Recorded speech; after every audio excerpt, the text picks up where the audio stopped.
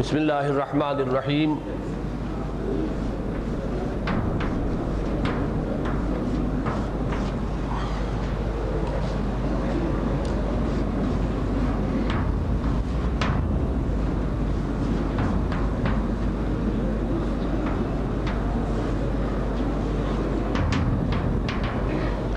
اب یہ ذرا ایک مشکل بحث کا آغاز ہو رہا ہے۔ ایمان کی دو قسمیں۔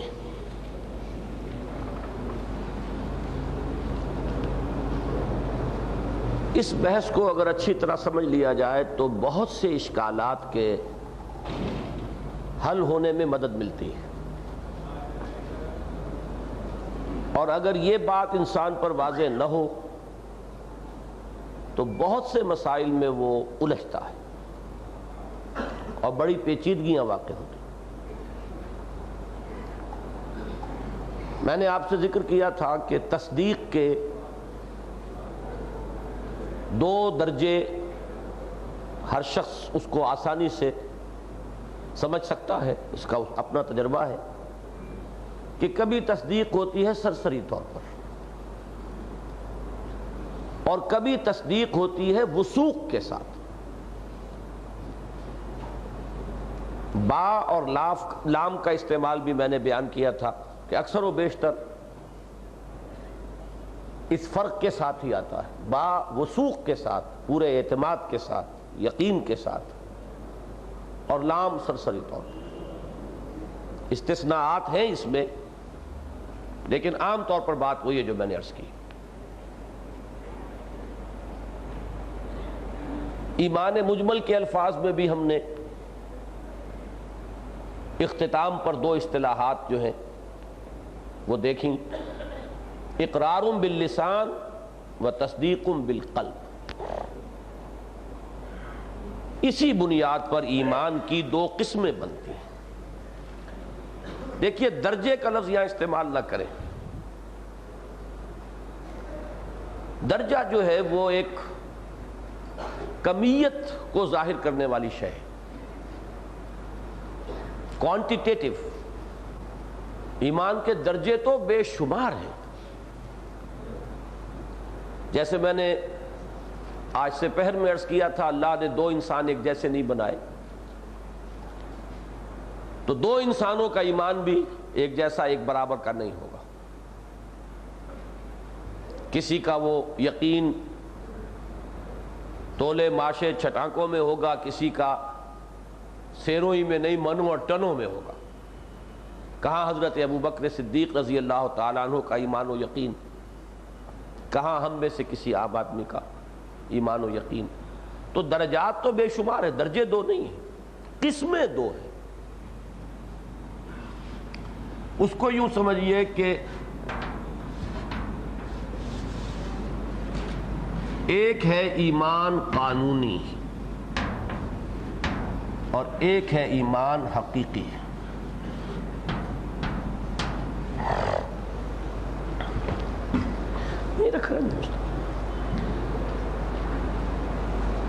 ایک وہ ایمان ہے جس کی بنیاد پر اس دنیا میں ہم کسی کو مسلمان مانتے ہیں، ایک وہ ایمان ہے جس کی بنیاد پر آخرت میں کسی کو مومن مانا جائے گا۔ چہ نسبت خاک رابع عالم پاک، لفظ ایمان تو اس میں مشترک ہوگا، لیکن ان کے مابین زمین و آسمان کا فرق و تفاوت ہے۔ جو عشق تاب صبوری ہزار فرسنگست، ہزار میل کا فاصلہ ان دونوں کے مابین ہوگا۔ اس قانونی ایمان کا دار و مدار ہے اقرار باللسان پر۔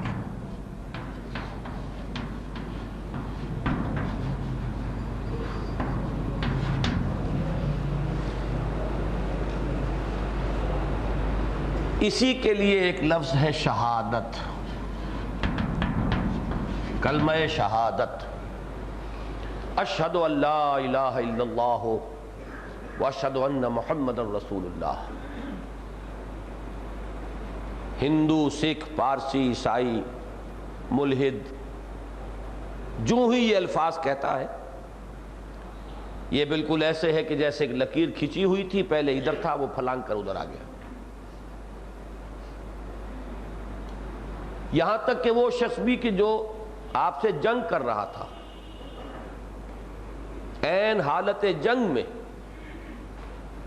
مغلوبی کی حالت میں بھی اگر کلمہ شہادت ادا کر دے گا تو آپ کو ہاتھ روک لینا ہوگا، اس لیے کہ لیگل سٹیٹس چینج ہو چکا. اب اس کی نوعیت بدل گئی. اس کے لیے ایک لفظ مستعمل ہے اسلام.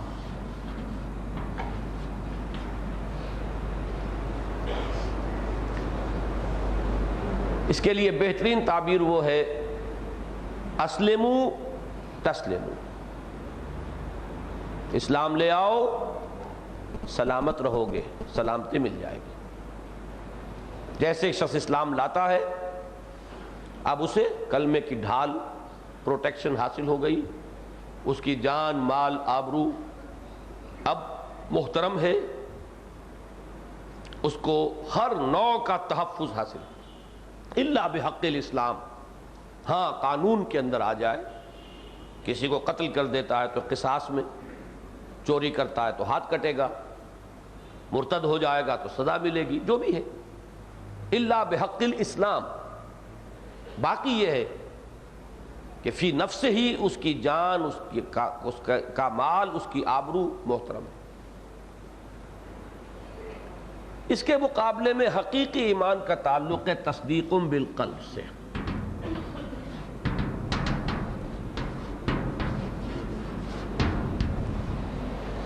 اس کے لیے ایک دوسرا لفظ یقین ہے، اور یہی اصل میں ایمان ہے. اب یہ ذہن میں رکھیے کہ یہ جو اصطلاحات دو آ گئیں ایک دوسرے کے مقابلے میں، اسلام اور ایمان. میں نے شروع میں یہ عرض کیا تھا کہ ایک اعتبار سے یہ بالکل مترادف الفاظ ہیں. جب یہ دونوں چیزیں موجود ہوں گی، جب ان دونوں کا مجموعہ ہوگا، تو چاہے اسے مومن کہیں چاہے مسلم کہیں، it makes no difference. Call the rose by any name, it will smell as sweet. مسلم کہیں مومن کہیں، کوئی فرق و تفاوت نہیں. ایمان اور اسلام مترادف ہیں، مومن مسلم مترادف ہیں. لیکن جو بات اب اس وقت ہم سمجھ رہے ہیں وہ اس پہلو سے ہے کہ اسلام کا تعلق ظاہر سے ہے، ایمان کا تعلق باطن سے. اسلام ایک روش ہے دنیا میں جو ظاہر آتی ہے، نظر آتی ہے. ایمان ایک کیفیت باطنی ہے جو قلب میں ہوتی ہے. اس اعتبار سے ان میں زمین و آسمان کا فرق ہے.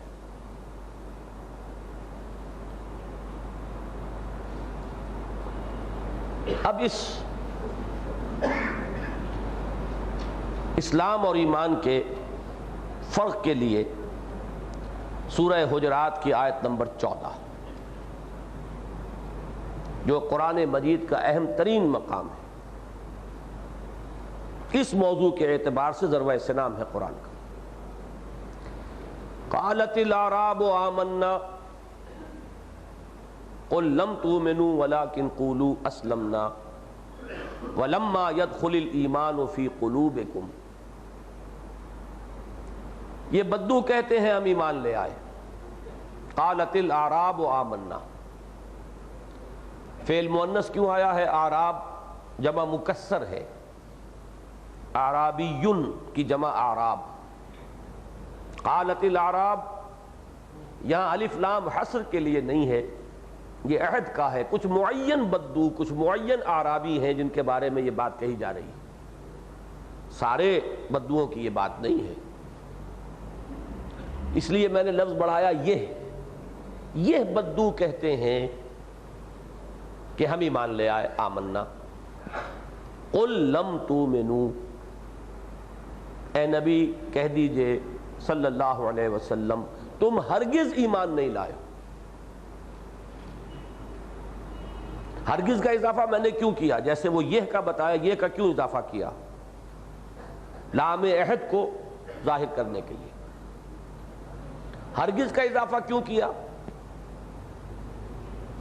کہ ایک ہوتا ہے عربی زبان میں ماضی پر ما کا اضافہ منفی ہو جائے گی، ماضی منفی، ما آمنتم، قل ما آمنتم، کہہ دیجئے تم ایمان نہیں لائے ہو۔ دوسرا یہ ہے کہ فعل مضارع پر لم لگاؤ، لم تؤمنوا، اس میں تاکید ہے، اس تاکید کو ظاہر کیا ہرگز سے، تم ہرگز ایمان نہیں لائے ہو۔ لیکن وَلَٰكِنْ قُولُوا أَسْلَمْنَا، بلکہ یوں کہو کہ ہم اسلام لے آئے ہیں، ہم نے اطاعت قبول کر لی ہے، we have surrendered۔ اب بات واضح ہو گئی۔ کچھ معین لوگوں کے بارے میں یہ فرمایا کہ تم مومن تو ہرگز نہیں ہوئے، البتہ مسلم ہو، تمہارا اسلام قبول، ایمان کا دعویٰ رد۔ بات مکمل واضح تھی، لیکن قرآن پہرا دیتا ہے اپنے اہم مضامین کا۔ مزید اضافہ کیا وَلَمَّا يَدْخُلِ الْإِيمَانُ فِي قُلُوبِكُمْ، پھر یہاں لم اور لما ایک ہی شے ہے۔ لما يدخل الایمان، تاحال ایمان داخل نہیں ہوا ہے تمہارے دلوں میں۔ معلوم ہوا کہ یہ تصدیق بالقلب والی بات کی نفی ہو رہی ہے، اس ایمان کی نفی نہیں ہے جو ایمان قانونی ہے، جس کو اسلام کہا گیا ہے، اس کا اس بات، اس کی نفی۔ تاحال ایمان تمہارے دلوں میں داخل نہیں ہوا، اقرار باللسان ہو گیا، اسلام میں آ گئے، ابھی وہ ایمان دلوں میں جاگزی نہیں ہوا، لہذا مومن نہیں ہو۔ اس سے بہت سے لوگوں کو یہ مغالطہ ہوا ہے کہ یہ منافقین کا بیان ہے۔ منافق ہوتا ہے جو قانوناً مسلمان، حقیقتاً مسلمان، مومن نہیں۔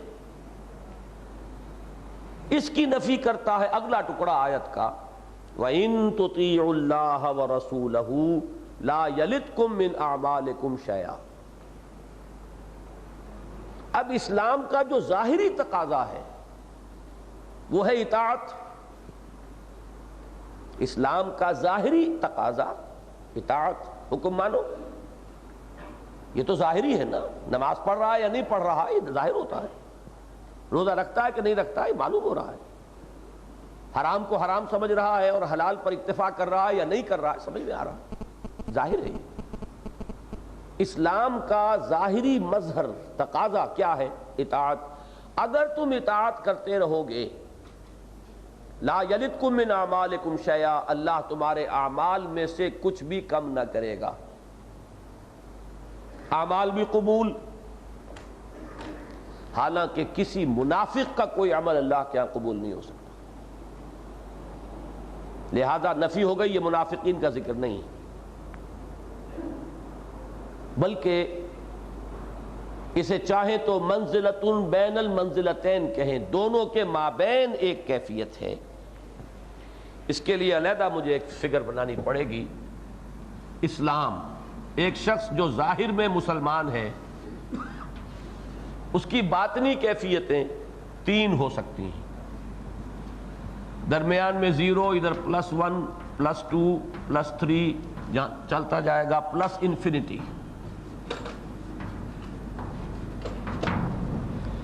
ادھر -1 -2 مائنس انفینٹی۔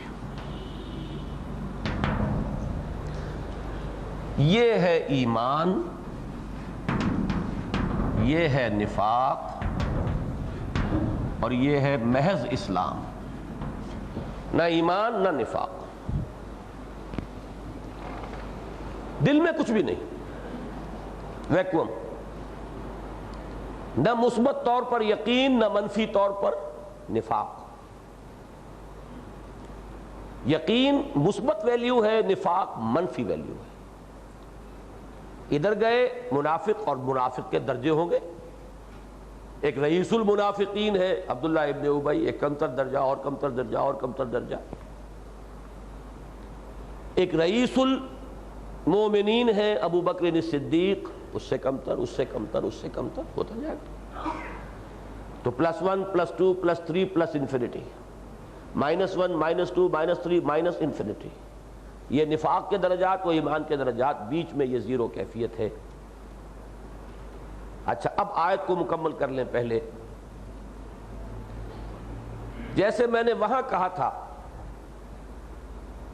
کہ انسان مسئول ہے، رسپانسبل ہے، اکاؤنٹیبل ہے، محض ان 4 چیزوں کی بنیاد پر جو اللہ نے رکھی ہوئی ہیں اس کے اندر۔ رسالت اضافی شے ہے، تیسیر ہے اس امتحان کی، ایگزامینیشن میڈ ایزی ہے، اسی لیے وہ فضل اور رحمت کا مظہر ہے۔ اسی طریقے سے یہاں سمجھ لیجئے منطق کا تقاضا یہ ہوگا کہ ایمان دل میں اگر نہیں ہے تو کوئی عمل قبول نہ ہو۔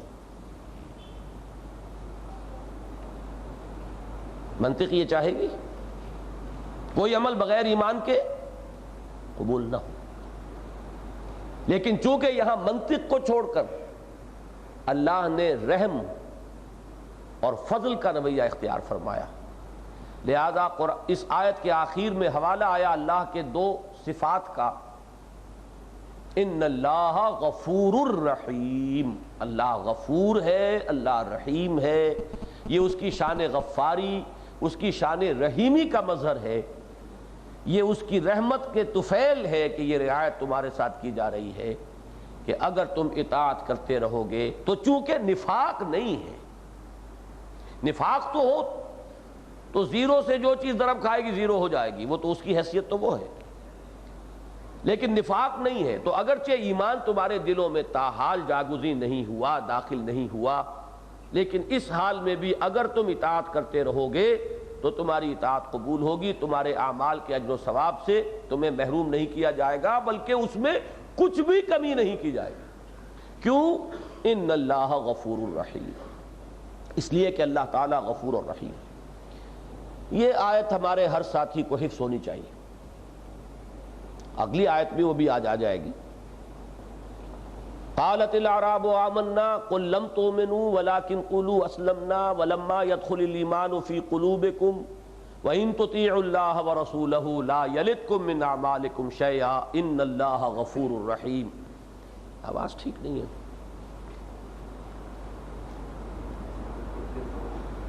اس آیت میں اسلام کو ایمان کے بالمقابل لایا گیا، علیحدہ کر دیا گیا۔ اب اس کو سمجھ لیجئے اصل میں کہ چونکہ دنیا میں ہمیں ایک سسٹم بنانا ہے، ایک معاشرہ قائم کرنا ہے، اور اس معاشرے کی بنیاد جو ہے وہ ایمان کو ہی بنانا ہے، لیکن ایمان حقیقی، یقین قلبی، وہ تو دل میں ہے، باطنی شے ہے، اس کی ویریفیکیشن کا ہمارے پاس کوئی ذریعہ نہیں۔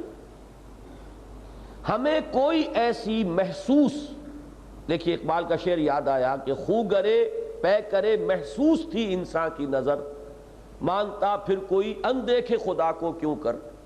تو ہمیں کوئی محسوس اور مشہود نظر آنے والی چیز چاہیے جس کو ہم کرائیٹیرین بنائیں کہ جو اس شے کو پورا کر دے اس کو ہم تسلیم کر لیں گے کہ وہ مسلمان ہے، وہ ہمارا بھائی ہے۔ ایک مسلمان لڑکی کا نکاح صرف مسلمان مرد سے ہو سکتا ہے، اس سے لیگل کوسچن کہ وہ مسلمان ہے کہ نہیں ہے۔ کیسے فیصلہ کریں گے؟ دل میں اتر کر دیکھنے کا کوئی امکان نہیں، کوئی آلہ نہیں۔ ایک مسلمان ریاست کا مکمل شہری صرف مسلمان ہوتا ہے، کیسے معلوم ہوگا؟ یہ تو خیر آپ بھی طے کرتے ہیں نا گئے گزرے زمانے میں بھی کہ سربراہ مملکت مسلمان ہوگا۔ سوال یہ ہے کہ کیسے طے ہوگا؟ اس کے اندر ایمان ہے یا نہیں، اس کو تو جاننے کا ہمارے پاس کوئی ذریعہ نہیں۔ کوئی نہ کوئی کرائیٹیرین، کوئی نہ کوئی اس کے لیے معیار جو کہ بالکل ظاہر و باہر۔ اس میں ایمان کا صرف ایک حصہ شامل کیا اقرار باللسان والا کلمہ شہادت، اور 4 عبادات اس میں ایڈ کر کے ہم نے ارکان اسلام بنا لیے۔ بنی الاسلام علی 5 شہادت اللہ الہ الا اللہ وان محمد رسول اللہ واقام الصلاۃ وایتاء الزکوٰۃ وصوم رمضان وحج البیت، یہ ارکان اسلام۔ ایمان حقیقی یہ قلب کے اندر مخفی شے ہے، یقین ایک خاص کیفیت قلبی ہے، تصدیق بالقلب سے تعبیر کیجئے، یقین سے تعبیر کیجئے، اور یہ جان لیجئے آخرت میں کسی کے مومن قرار پائے جانے کا معیار یہ ہوگا کہ یہ موجود ہو، اس لیے کہ وہاں سابقہ اس ذات سے پیش آئے گا جو علیم بذات الصدور ہے۔ وہ تو جانتا ہے، وہ تو عاجز نہیں ہے ہماری طرح، اس کی لیمیٹیشنز نہیں ہے معاذ اللہ، وہ جانتا ہے علیم بذات الصدور، لہذا مومن صرف وہی قرار پائے گا کہ جس کے دل کے اندر وہ تصدیق قلبی کسی نہ کسی درجے میں موجود ہے۔ وہ چھٹانک بھی ہو سکتی ہے، وہ ٹنوں کے حساب سے بھی ہو سکتی ہے، وہ ہے درجات کا معاملہ۔ اس یقین قلبی کے درجات یہ تو یوں سمجھیے کہ انگنت ہوں گے، لیکن یہ کہ کسی نہ کسی درجے کے اندر وہ موجود ہوگا تو وہ شخص مومن قرار پائے گا۔ لیکن دنیا میں ہم اس کے اوپر کوئی فیصلہ نہیں کر سکتے، بلکہ ہمارا سارا دار و مدار ان کرائیٹیریا پر ہوگا کہ جو ظاہر ہے، محسوس ہے۔ اسی کی ساری بحث ہے جو ہمارے ہاں اب جو 2 ہمارے بزرگوں میں اہم ترین طبقات ہیں، محدثین اور فقہا۔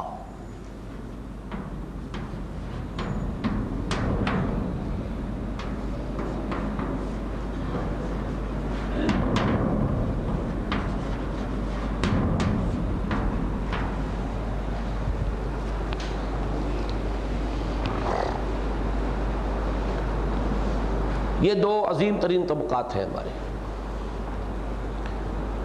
ان میں رئیس المحدثین امام بخاری ہیں، اور رئیس الفقہاء شاید سب لوگ نہ مانتے ہوں، لیکن کم سے کم حنفی تو مانتے ہیں، اور میں ذاتی طور پر مانتا ہوں کہ رئیس الفقہاء امام ابو حنیفہ ہے۔ ان 2 حضرات سے ایمان کی جو تعریفیں مروی ہیں ان میں بڑا فرق و تفاوت ہے۔ لفظی بحث تو آپ کو کچھ علیحدہ الفاظ مل جائیں گے۔ بنیادی بات کیا ہے کہ امام بخاری کی طرف یہ موقف منسوب ہے کہ الایمان قول و عمل و یزید و ینقص، اور امام ابو حنیفہ کی طرف الایمان قول لا یزید ولا ینقص۔ اب بظاہر یہ بالکل متضاد، مشرق و مغرب کا فصل، بظاہر متضاد، ایک دوسرے کی ضد، بعد المشرقین، لیکن ان دونوں میں مطابقت ہو جائے گی اسی فارمولے سے۔ امام بخاری اس ایمان کی بات کر رہے ہیں، امام ابو حنیفہ فقیہ ہیں، جیورسٹ ہیں، قانونی نقطہ نظر سے معاملات کو دیکھتے ہیں، وہ اس ایمان کی بات کر رہے ہیں۔ ہے وہ بھی ایمان، قانونی ایمان۔ اس کے اعتبار سے امام ابو حنیفہ کی بات 100% درست، اس کے اعتبار سے امام بخاری کی بات 100% درست۔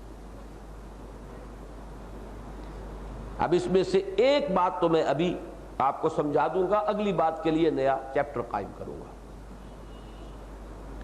وہ بات کیا ہے؟ یہ جو ایمان ہے لا یزید ولا ینقص،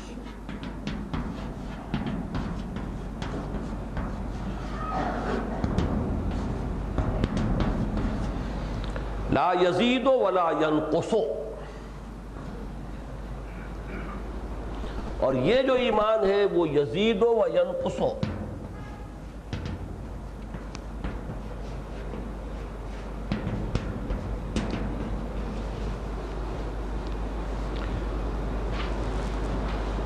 یزید و ینقص والی بات تو ہر شخص جانتا ہے، ہر شخص کا ایک ذاتی تجربہ ہے، ایمان گھٹتا ہے بڑھتا ہے۔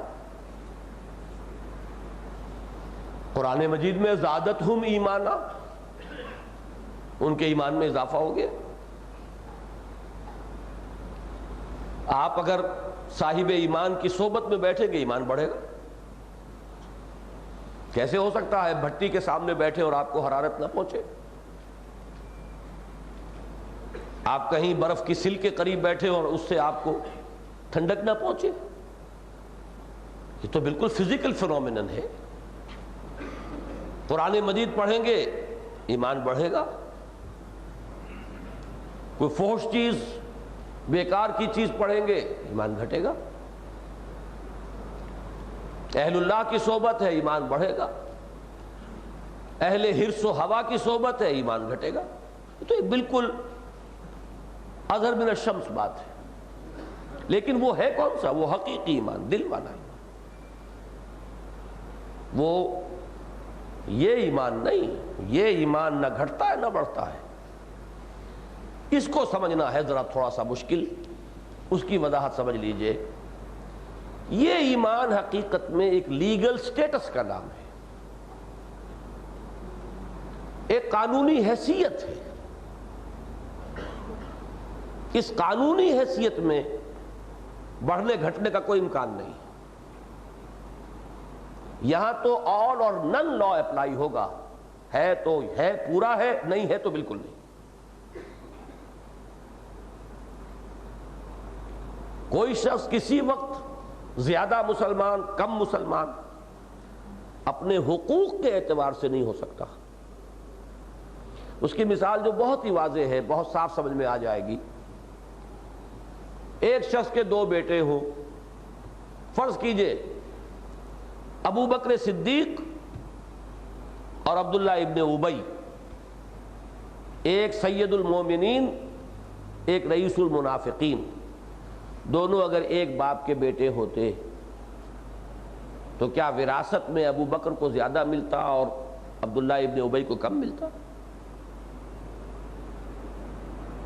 So long as he is accepted as a Muslim، اس کا قانونی استحقاق پورا موجود ہے۔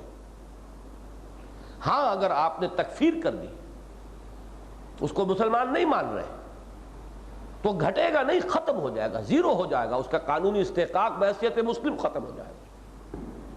تو یہ آل اور نن لا ہے اس میں۔ جب تک وہ مسلمان ہے وہ قانونی حقوق میں بڑے سے بڑے متقی اور بڑے سے بڑے عابد اور زاہد مسلمان کے برابر ہے۔ ہر مسلمان دوسرے مسلمان کا کفو ہے، یہ ہے وہ لیگل سٹیٹس، یہ برابری کی بات ہے۔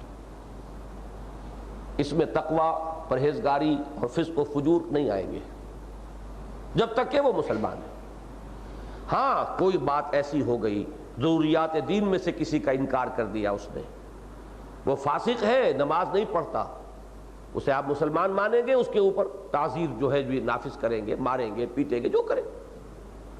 زانی ہے، شادی شدہ ہے، رجم کر دیں گے، لیکن کافر نہیں کہیں گے اسے، اس کی نماز جنازہ پڑھی جائے گی، اس لیے کہ مسلمان ہے۔ منافق ہے، لیگلی مسلم ہے، اسلامی کے اندر آتا ہے منافق بھی، اس کی نماز جنازہ پڑھی گئی۔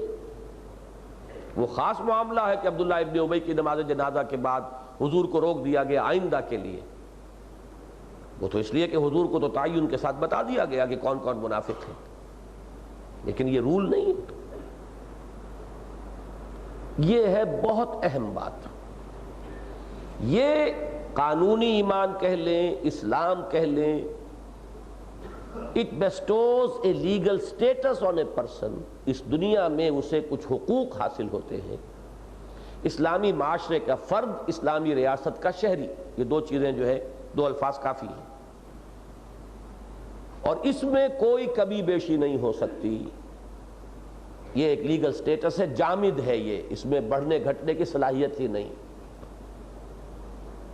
اور یہ جو ایمان حقیقی ہے، جو عبارت ہے تصدیق قلبی اور یقین سے، وہ ایمان گھٹتا بھی ہے، بڑھتا بھی ہے۔ اب اسی کی آگے بحث چلے گی 7ویں، ایمان اور عمل، ان کا باہمی تعلق کیا ہے؟ لو بھائی ذرا یہ مجھے تو نہ کہا، خیر میں تمہیں بتا دوں۔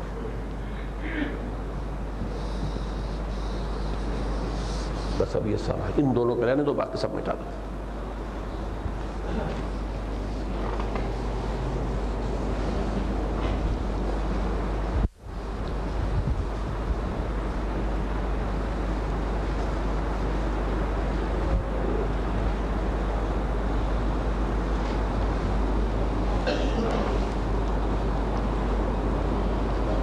یہ بھی امام ابو حنیفہ رحمۃ اللہ علیہ اور امام بخاری رحمۃ اللہ علیہ سے جو منسوب موقف ہیں ان میں بات آ چکی ہے کہ امام ابو حنیفہ کے نزدیک ایمان صرف قول کا نام ہے، الایمان قول، اور امام بخاری کے نزدیک ایمان قول اور عمل دونوں کے مجموعے کا نام ہے، قول و عمل۔ اب اس بات کو سمجھیے، ایمان حقیقی جب ہم کہتے ہیں کہ دل میں ایک یقین کی کیفیت سے اختیار کرتا ہے، تو ممکن نہیں ہے کہ وہ عمل پر اثر انداز نہ ہو۔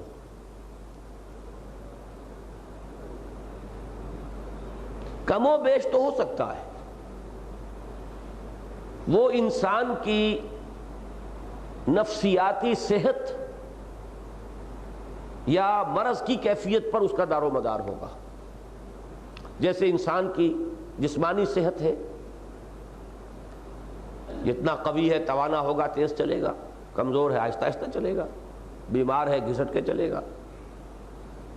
اسی طرح انسان کے اندر ایک قوت ارادی ہے، یہ اس کی ایک نفسیاتی کیفیت ہے، اس کی کمی بیشی سے عمل کی کمی بیشی تو ہو سکتی ہے۔ یہ ممکن نہیں ہے کہ دل میں یقین ہو اور وہ سرے سے اثر انداز نہ ہو انسان کے عمل پر، امپاسبل۔ جیسے جیسے وہ دل کا یقین بڑھے گا عمل بھی بڑھے گا۔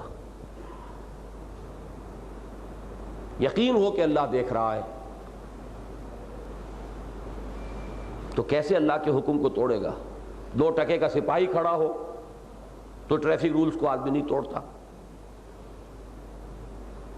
اللہ دیکھ رہا ہو، یہ یقین ہو، تو پھر کیسے انسان اللہ تعالیٰ کے کسی حکم کو توڑے گا؟ بلکہ میں کہا کرتا ہوں کہ ظن جو ہے وہ بھی اثر انداز ہوتا ہے عمل پر۔ ہر انسان جانتا کہ ہر سانپ زہریلا نہیں ہوتا، لیکن ایک ظن، ایک گمان ہے کہ ہو سکتا ہے یہ کمبخت زہریلا ہو، تو بچیں گے آپ ہر ایک سے ہی۔ تو جب اس درجے میں بھی انسان کے عمل پر وہ ظن بھی اثر انداز ہوتا ہے، تو کیسے ممکن ہے کہ یقین ہو اور عمل میں اس کا ظہور نہ ہو؟ تو ایمان نام ہے قول اور عمل دونوں کے مجموعے کا۔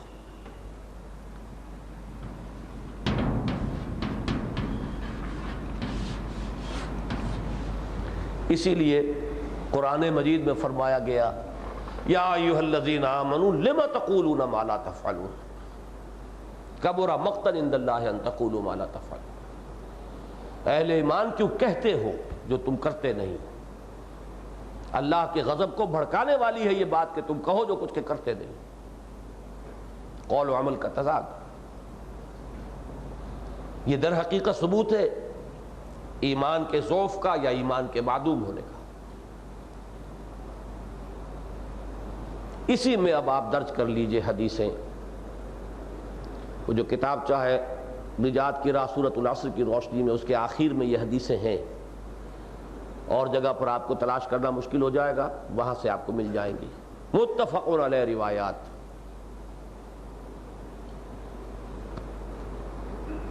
واللہ لا یؤمنو واللہ لا یؤمنو واللہ لا یؤمنو، خدا کی قسم وہ مومن نہیں، خدا کی قسم وہ مومن نہیں، خدا کی قسم وہ مومن نہیں۔ قیل من یا رسول اللہ، پوچھا گیا حضور کون؟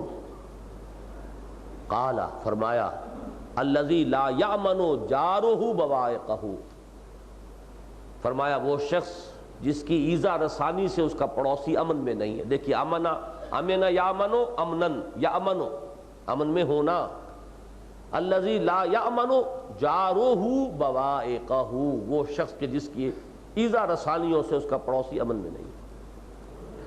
بتائیے عمل کو ایمان سے کیسے جدا کریں گے؟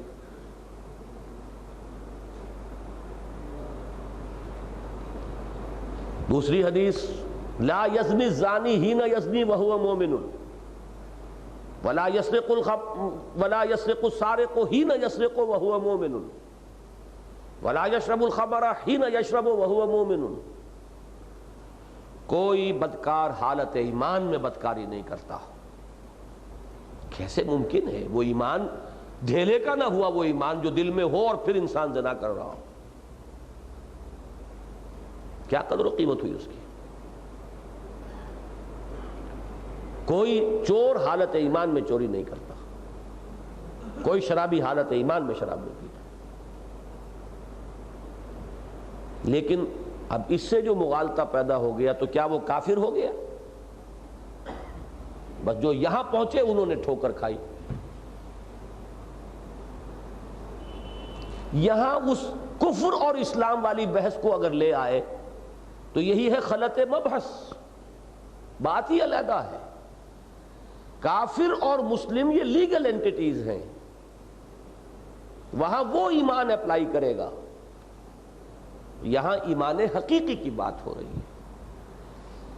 اس حدیث کی روح سے جنہوں نے یہ سمجھا کہ یہ کفر ہے، ٹھوکر کھائی۔ اور یہی ہمارے ہاں کچھ جو ذرا متشددانہ مزاج کے لوگ ہوتے ہیں، وہ اس معاملے کے اندر تشدد پر اتر آتے ہیں، اور ایسی احادیث سے وہ فتوے جب لگانے شروع کرتے ہیں تو وہ بات بہت دور نکل جاتی ہے۔ یہ ایمان حقیقی کی بات ہے، یہ ایمان قانونی کی بات نہیں ہے۔ ایمان قانونی کے لیے بات وہ صحیح ہے جو امام ابو حنیفہ فرماتے ہیں کہ الایمان قول فقط،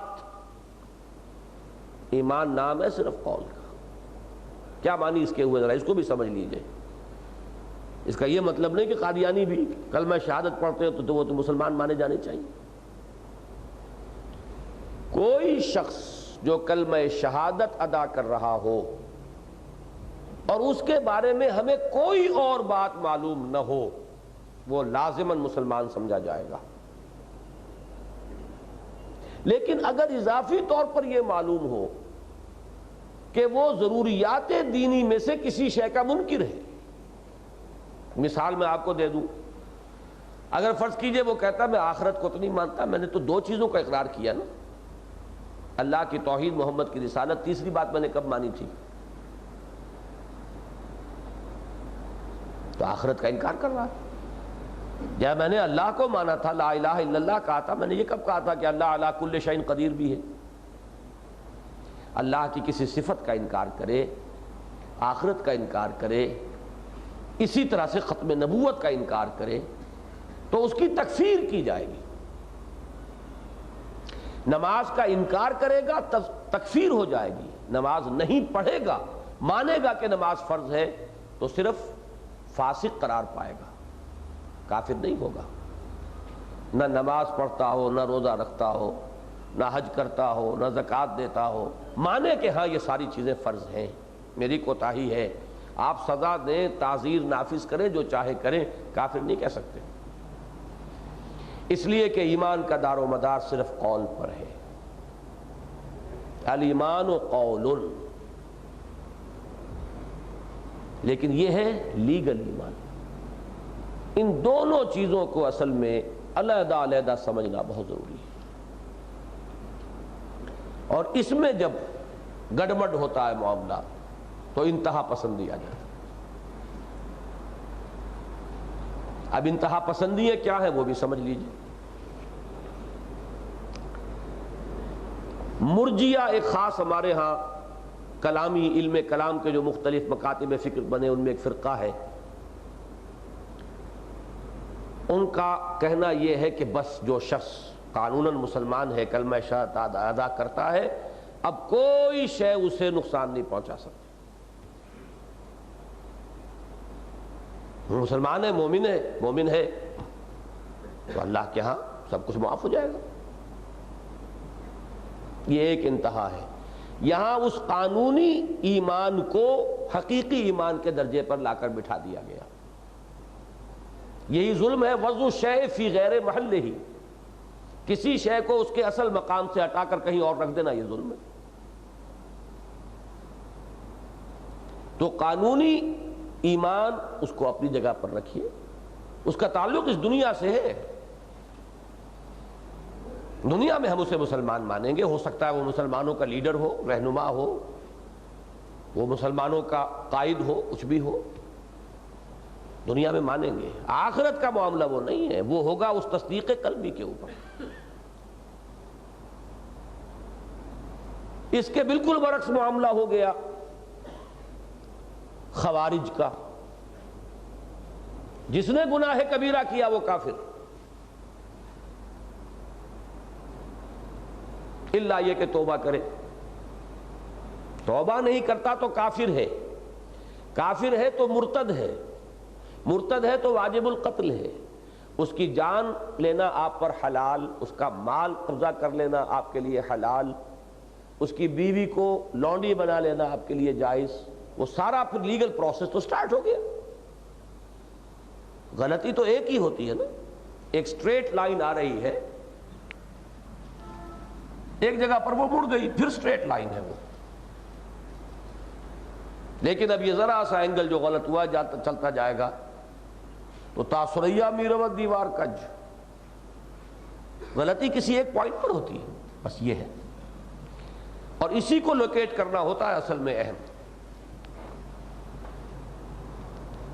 اکثر معاملات میں انسان یہ سوچتا ہے there is something wrong somewhere، اصل معاملہ یہ ہے کہ معین کریں what's wrong and where، اس کا تعین کریں گے تو کسی اصلاح کی کوئی صورت جو ہے وہ پیدا ہو سکے گی، اور جب تک یہ رہے کہ something is wrong somewhere تو اس وقت تک آپ کوئی اقدام تو نہیں کر سکتے۔ تو یہاں بھی غلطی صرف ایک ہوئی کہ انہوں نے گناہ کبیرہ کے مرتکب کو کافر قرار دے دیا۔ وہی احادیث، جس نے شراب پی، لا یزنی زانی حین یزنی وہو مومن ولا یشرب الخمر حین یشرب وہو مومن، مومن نہیں ہے تو کافر ہے، دو ہی کیٹیگریز ہیں، نہیں، یہی مغالطہ ہے۔ وہ ایمان حقیقی کے اعتبار سے ہے کہ ایمان اور عمل لازم و ملزوم، ایک وحدت، جس کو انگریزی میں آپ کہیں گے، بہترین لفظ ہے آرگینک ہول، حیاتیاتی اکائی۔ جو ان آرگینک ہیں ان کے آپ تجزیہ کر سکتے ہیں، ٹکڑے کر سکتے ہیں، ایک من لوہا ہے، بانٹ دیجئے ٹکڑوں کے اندر، ایک ایک شیئر کر دیجئے، لیکن ایک من کا اگر بچڑا ہے اس کے ٹکڑے کریں گے تو بچڑا نہیں رہے گا، وہ گوشت ہے آپ کے پاس، کھائے آپ اسے۔ تو حیاتیاتی اکائی وہ ہے کہ جس میں تجزیہ نہیں ہو سکتا۔ تو حقیقی ایمان کے اعتبار سے ایمان اور عمل، قول اور عمل ایک حیاتیاتی اکائی ہے۔ قانونی ایمان یا اسلام کے اعتبار سے ایمان کل کا کل قول سے متعلق ہے، اس کی بنیاد پر فیصلہ ہوگا کہ وہ مسلمان ہے کہ نہیں ہے۔ تیسری جو اس میں غلطی ہوئی ہے وہ اہل تشیع نے کی ہے، اس دنیا میں فیصلے کرنے لگے کہ کون مومن ہے اور کون نہیں ہے۔ ان کے ہاں اصطلاح ہی چلتی ہے مومن بھائی، باقی کسی کو بہت رعایت دیں گے تو مسلمان مان لیں شاید، لیکن یہ کہ مومن نہیں مانیں گے۔ حالانکہ یہ فیصلے اس دنیا میں ہونے والے نہیں ہیں، وہ بھی ابو بکر صدیق کو مان لے تو مان لیں، عمر فاروق کو تو مسلمان بھی ماننے کو تیار نہیں ہوں گے معاذ اللہ۔ لیکن یہ مغالطہ ہے، ایمان کا یہ فیصلہ تو وہیں جا کے ہوگا۔ اس دنیا میں ہمیں ایک دوسرے کے ساتھ جو معاملہ کرنا ہے اس میں اسلام کی بنیاد پر کرنا ہے. وہ لیگل کرائیٹیریا جو مقرر کر دیے گئے ہیں کہ جو شخص اس کو پورا کر رہا ہے وہ مسلمان ہے. اس ذیل میں وہ حدیثیں آتی ہیں جن کو ایکسپلائٹ کرتے ہیں قادیانی.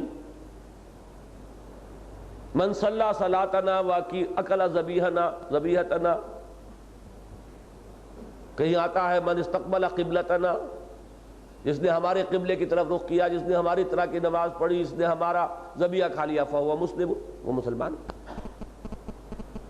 اس کا یہ مطلب نہیں ہے کہ وہاں حصر کر دیا گیا ہے، بلکہ یہ ہے کہ ظاہری علامات جن کی بنیاد پر کہ ہم کسی کو مسلمان لیں گے وہ یہ ہے.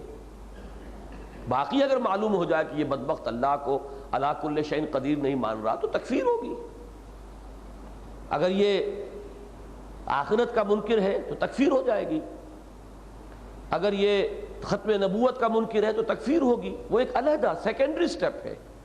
بنیادی طور پر کسی کا مسلمان مانا جانا محض کلمہ شہادت پر ہو جائے گا، اور ظاہری سی کچھ علامات جو ہماری تہذیب اور تمدن کے شعائر ہیں وہ اس میں جو نظر آتے ہیں وہ دیکھے جائیں گے. باقی اصل شے جو ہے وہ قول ہے، عمل نہیں ہے. عمل کی بنیاد پر تکفیر نہیں ہوگی. بات واضح ہو گئی. اب اسی عمل کا ایک اور درجہ ہے آگے.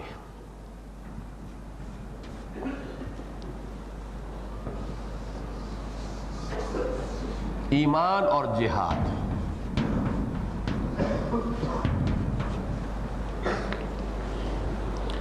جہاد بھی عمل ہی ہے. فرق کیا ہے کہ جس طرح ایک آم کی گٹھلی سے آم کا پودا وجود میں آیا، وہ پروان چڑھا، جوان ہوا، میچور ہوا تو آم اس میں لگ گیا. بس اس مثال کو سامنے رکھیے.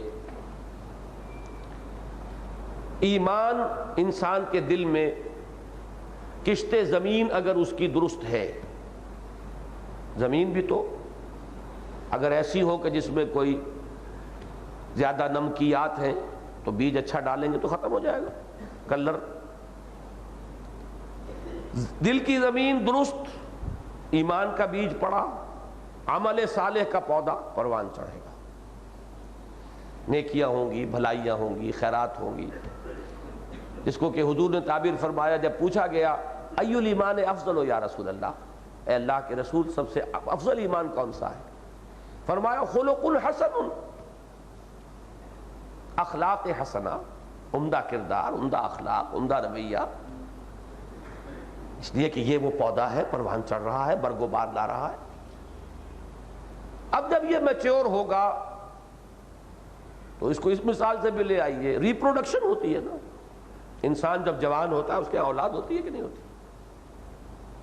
اب در حقیقت اسی ایمان کو اور اسی اسلام کو دوسروں میں پیدا کرنا،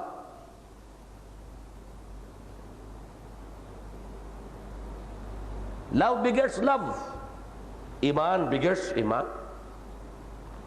ایمان سے ایمان پیدا ہوگا. کس ذریعے سے ہوگا؟ دعوت، تبلیغ، تلقین، نصیحت، امر بالمعروف نہی عن المنکر، دعوت الی اللہ، وعظ، تلقین، تعلیم، تربیت، تزکیہ، ساری چیزیں جمع کر لیجیے. اور پھر اسی کی اگلی منزل ہے اس دین کو غالب کرنا، قائم کرنا، نافذ کرنا. اس ماحول میں رہنا وہ شخص پسند نہیں کرے گا جس ماحول کے اندر دین رچا بسا ہوا نہ ہو. وہ ایک مچھلی ہوگا پانی سے باہر، ماہی بے آب. وہ ایک سکوئر پیگ ہوگا ان اے راؤنڈ ہول، فٹ ان نہیں کر سکتا. اگر ایمان ہے کیسے ممکن ہے وہ اس ماحول کے اندر سازگاری پائے اپنے لیے؟ اس کے لیے زور لگائے گا، اس ماحول کو بدلے گا. زمانہ باتو نہ سادہ تو با زمانہ ستیس، جنگ کرے گا، اس ماحول کے ساتھ لڑے گا. یہی نام، اسی کا نام جہاد. تو یہ ممکن نہیں ہے کہ ایمان ہو اور جہاد نہ ہو. ایمان کا لازمی نتیجہ جہاد ہے.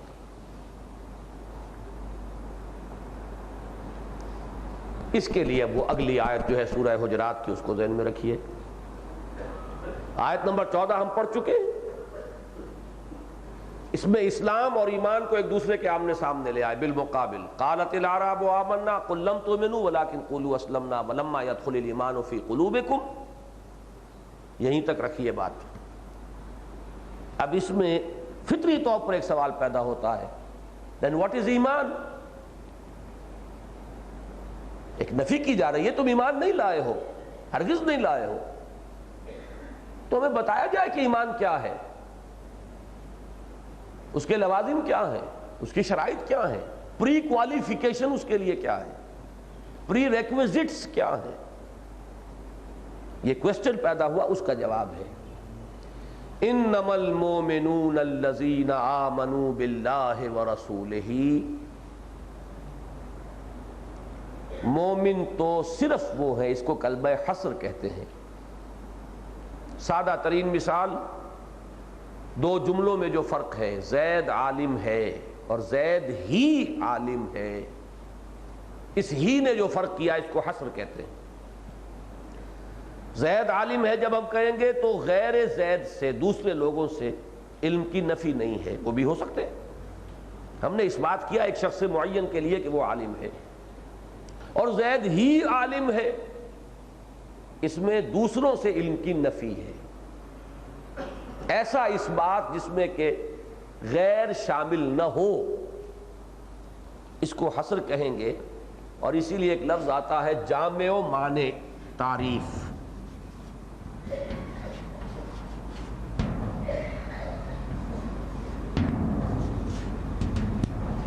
تعریف کے معنی کیا ہے؟ ڈیفینیشن. ڈیفینیشن جو ہے کسی شے کو ڈیفینیٹلی معین کرنا، معین کر دینا کہ وہ کیا شے ہے، ڈیفینیشن اسی کو کہتے ہیں نا. It should be defined. اور ڈیفائنڈ اس وقت ہوگی جبکہ وہ جامع ہو، اس کی کوئی شے باہر نہ رہ جائے، اس کی حقیقت کو تو وہ اپنے اندر مکمل طور پر محصور کر لے، اور اس کے غیر کو شامل نہ ہونے دے. وہ معنی ہے، منع کرنے والی. کسی شے کی ڈیفینیشن تبھی وہ صحیح ڈیفینیشن ہوگی جبکہ وہ جامع بھی ہو، معنی بھی ہو، اس کا کوئی جز باہر نہ رہ جائے، کسی اور کا کوئی جز اس کے اندر شامل نہ ہو جائے. ڈسکریٹ اینڈ ڈیفینٹ وہ شے معین ہو جائے. میرے نزدیک ایمان کی جامع و معنی تعریف ہے اس آیت میں. اب فرمایا انما المومنون، مومن تو بس وہ ہے، مومن تو صرف وہ ہے. الذین آمنوا باللہ ورسولہ. اور اب ہے اصل لفظ یہاں جو آیا ہے اہم ترین، ثم لم یرتابوا.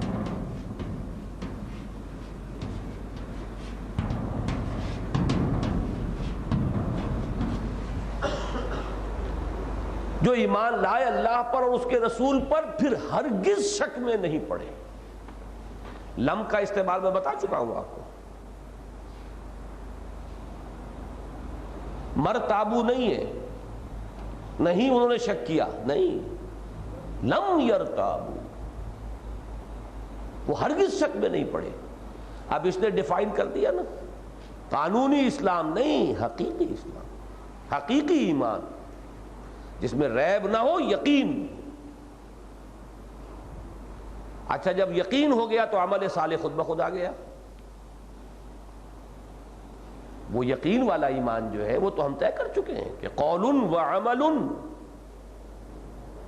لہذا اس عام اعمال کو یہاں ذکر کرنے کی ضرورت نہیں ہے. وہ لم یرتابو کے اندر خود بخود امپلائڈ ہے. ہاں عمل کا ایک اور حصہ ہے، اس کو نمایاں کر دیا. وَجَاهَدُوا بِأَمْوَالِهِمْ وَأَنفُسِهِمْ فِي سَبِيلِ اللَّهِ. اور انہوں نے جہاد کیا اپنے مال اور اپنی جان کے ساتھ اللہ کی راہ میں.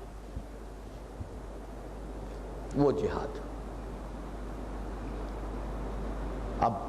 آیت کا اختتام بھی ہو رہا ہے حصر پر، اولئک ہم الصادقون، یہ بھی اسلوب حصر ہے، وہ صرف وہی سچے ہیں۔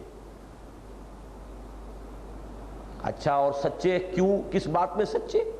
پچھلی آیت شروع سے پڑھیے، قالت الاعراب آمنا، یہ بدو کہتے ہم ایمان لے آئے، یہ اپنے قول میں سچے نہیں ہیں۔ قول میں سچے، آمنا صرف ان کا سچا شمار ہوگا جو اس کرائیٹیریم پر پورے اترے، جو اس معیار کے اوپر پورے اترے۔ انما المؤمنون الذین آمنوا باللہ ورسولہ ثم لم یرتابوا وجاہدوا باموالہم وانفسہم فی سبیل اللہ اولئک ھم الصادقون۔ اسلمت آمنت آمنا اسلمنا، یہ تو قول ہی ہے نا بھائی، قانون میں وہی قول کفایت کرے گا، حقیقت میں آ کر صرف قول نہیں، یقین مطلوب ہے۔ یقین ہوگا تو اپنا عمل بھی درست ہوگا، حلال اور حرام کا امتیاز بھی ہوگا، فرائض کی ادائیگی بھی ہوگی، عبادات کی بجاوری بھی ہوگی، اور حرام سے اجتناب بھی ہوگا، اور ساتھ جہاد بھی ہوگا، دعوت و تبلیغ بھی ہوگی، نشر و اشاعت دین کے اندر جان اور مال کا کھپانا بھی ہوگا، اور دین کے غلبے کے لیے جد و جہد بھی ہوگی، اپنی جان ہتھیلی پر رکھ کر وقت آیا تو میدان جنگ میں نکلنا بھی ہوگا۔ یہ پورا پودا اب آ گیا سامنے، یہ ہے جہاد اور ایمان کا لزوم۔ اس موضوع پر میں نے ایک مختصر سا مضمون لکھا تھا، صرف 7-8 صفحے کا ہے، جو غالباً جنوری کے پرچے میں حکمت قرآن میں ریپروڈیوس ہوا ہے۔ اس میں ایک عجیب سی ترتیب آ گئی تھی۔ دیکھیے، ایمان حقیقی وہ ہے جو دل میں داخل ہو جائے۔ کیا کر رہے ہو بھائی؟ دل میں داخل ہوگا، ایک کشمکش شروع ہو جائے گی اندر، کیونکہ اندر انسان کے صرف دل تو نہیں ہے، نفس امارہ بھی ہے۔ انسان کے وجود میں اس کی شہوت بھی ہے، اس کا پیٹ بھی ہے، بطن اور فرج کے تقاضے بھی ہیں، اس کی اڈ، لیبیڈو، سب کچھ ہے نا۔ ایمان دل میں آیا تو ایک کشمکش اندر شروع ہو گئی، جہاد شروع ہو گیا، اسے مجاہدہ مع النفس کہتے ہیں۔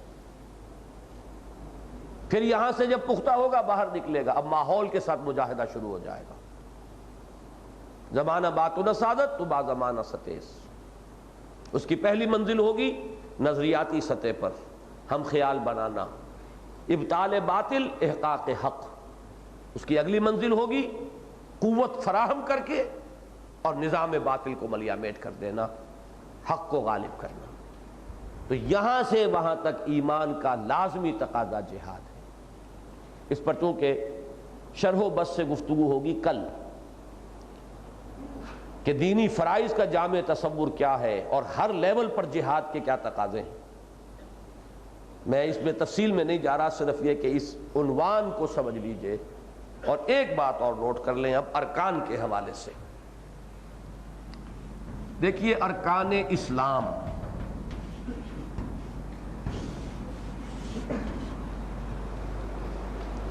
یہ ایک بڑی اہم، بنیادی، اساسی اصطلاح ہے، معروف ہے۔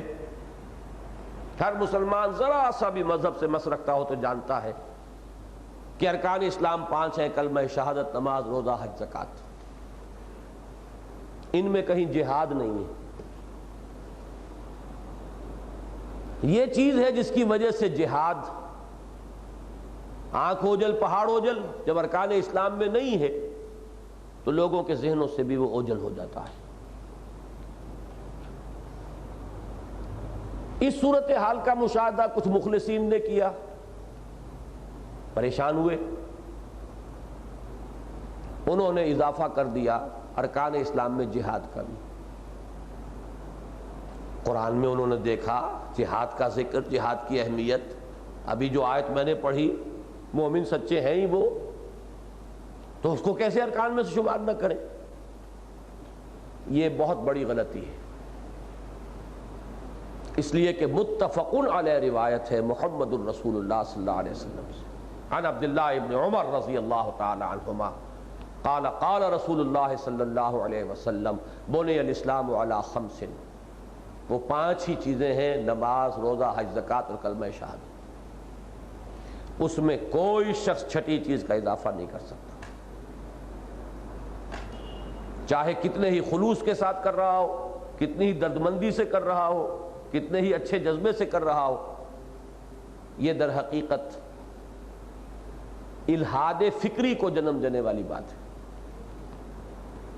ہمیں پورے اسی کی فریم ورک جو ہے پورا، وہ ہمیں وہی رکھنا ہے جو محمد الرسول اللہ سے ثابت ہے۔ اب یہ ڈائلیما ہو گیا کہ نہیں؟ جیسے وہ عمل اور قول کا ڈائلیما ہے، اسی طریقے سے یہ ڈائلیما بھی ہے۔ اس کا حل کیا ہے؟ جس پر میرا دل مطمئن ہوا میں اس کو یوں بیان کیا کرتا ہوں، اسلام کے رکن تو رکھیے 5 ہی جو حدیث میں آئے، وہی 5 رکن ہیں، لیکن اسلام سے ہائر کانسیپٹ ہے ایمان۔ ایمان خاص ہے، اسلام عام ہے، خاص میں عام لازماً شامل ہوتا ہے۔ ایمان کے جب آپ ارکان ڈیفائن کریں گے تو 2 کا اضافہ کیجئے، یقین قلبی اور جہاد عمل میں۔ ایمان کا ایک جز اقرار باللسان، شامل کیجئے 4 عمل، نماز، روزہ، حج، زکوٰۃ، کیا بن گئے؟ ارکان اسلام۔ ایمان کا دوسرا جز لے آئیے یقین قلبی، تصدیق بالقلب، اور عمل کے اندر ایک چیز کا اضافہ کیجئے جہاد، اب یہ بن گئے 7 ارکان، جس میں کہ ایمان اور اسلام دونوں کو جمع کر دیا گیا۔ اور اگر صرف ارکان ایمان کہیں گے تو وہ 2 ہیں، یقین ودن، عمل ان ایکشن۔ مجھے اصل میں یاد آیا ہے کانٹ کا جملہ، وہ کہتا ہے کہ اللہ کی ہستی کے ثبوت 2 ہیں،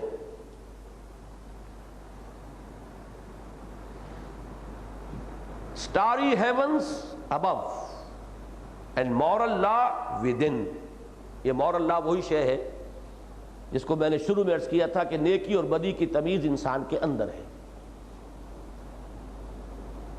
یہ ثابت کرتی ہے، اس نے ثابت کیا ہے اس کے حوالے سے اللہ کے وجود کو۔ and the starry heavens above ان فی خلق السماوات والارض، یہ 2 ثبوت ہے۔ اسی طریقے سے میرے زبان پر الفاظ آیا یقین ودن اینڈ جہاد without, out side, in action. یہ ہیں 2 رکن ایمان حقیقی کے، اور اسلام اس کا خود بخود جز ہے، وہ تو عام ہے، یہ خاص ہے۔ اس کے 5 ارکان جو ہیں وہ وہی رہیں گے جو محمد الرسول اللہ صلی اللہ علیہ وسلم نے فرمائے ہیں۔ اب آئیے 9واں باب۔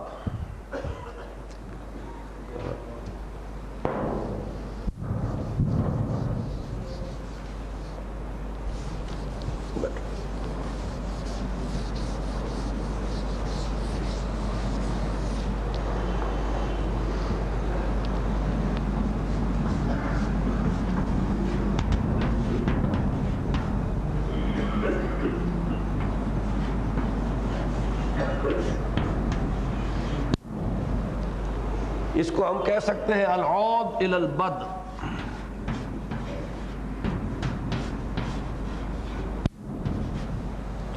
لوٹ کر وہاں آ جانا جہاں سے چلے تھے۔ چلے تھے کہاں سے؟ امن سے نا، امن، ایمان،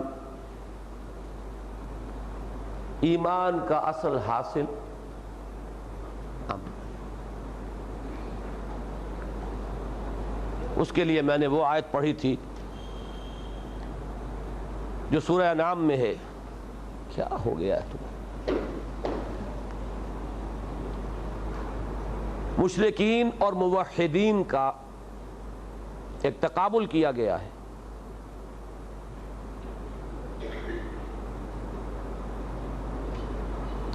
آپ لوگ اتنے قریب نہ بیٹھیں اس کے،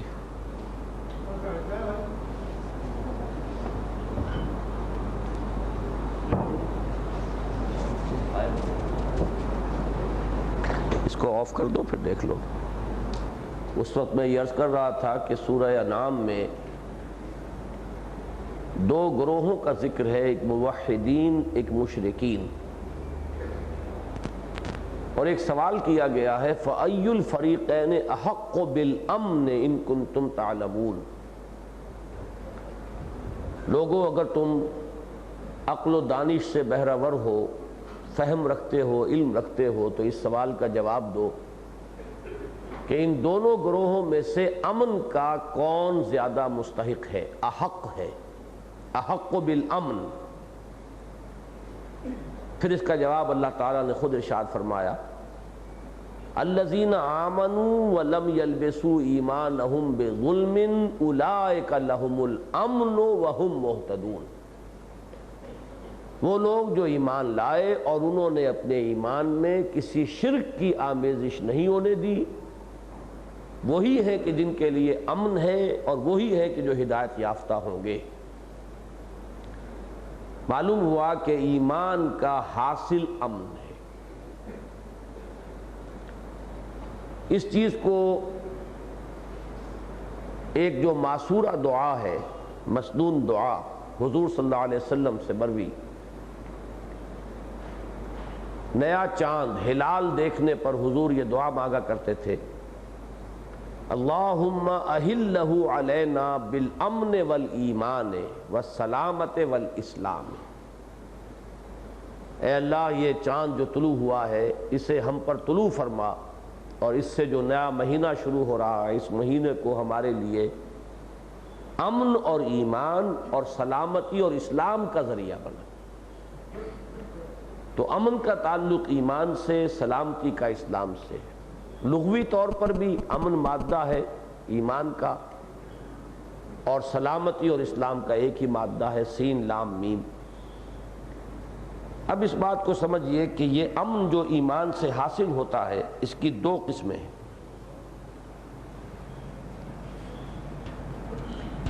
ایک ذہنی سکون اور ایک ہے دلی اطمینان، قلبی اطمینان۔